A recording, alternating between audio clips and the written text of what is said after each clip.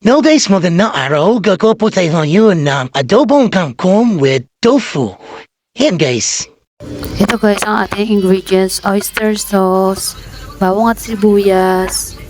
Then ito ang ating tofu, hilaw pa yan guys. Tapos ito ang tangkay ng kangkong, hiniwalay ko siya dito sa talbos. Ayan, para hindi agad malanta yung gulay. Ayan, prinito ko muna to guys, yung tokwa. Ito ang una kong ginawa para matanggal yung mantika niya bago tayo magluto ng dahon. Bago natin igisa yung dahon. Kaya ayan. Yan na guys, prito na siya. Kaya hiwain ko muna siya ng maliliit para yan yung isasawag natin mamaya sa ating kangkong. Ito na nga guys, nagisa na ako dyan ng sibuyas. Yan, para mas aromatic, hinuna ko yung sibuyas. Then itong bawang. Yan guys. Papasigsyado po ang aking kawali. Ayan guys, nilagay ko na nga ang tangkay ng kangkong. Inuna ko yan syempre para hindi agad malanta.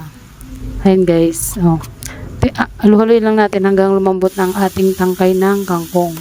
Saka na natin isusunod ang ating dahon para pantay ang lambot niya, hindi lanta agad yung dahon. Ayan, nilagay ko na nga yung dahon para maluto na siya guys. Ayan guys, pasensya na, kinat ko yung video, nilipat ko siya sa kabilang kaldero kasi hindi siya kasya dun sa aking maliit na lagyan. Ayan, nilagay ko na nga ang aking pansahog na tofu, ating fried tofu. Ayan guys, naluhalo ko lang yan. Ayan, nilagay ko na ang oyster sauce. Nilagyan ko na rin yan ng konting toyo. Ayan, lagyan natin ng MSG, aji. Ayan yung ating salt, lagyan na rin natin. Tapos gisa-gisahin lang natin guys para okay na yan after that. O, ito na nga guys.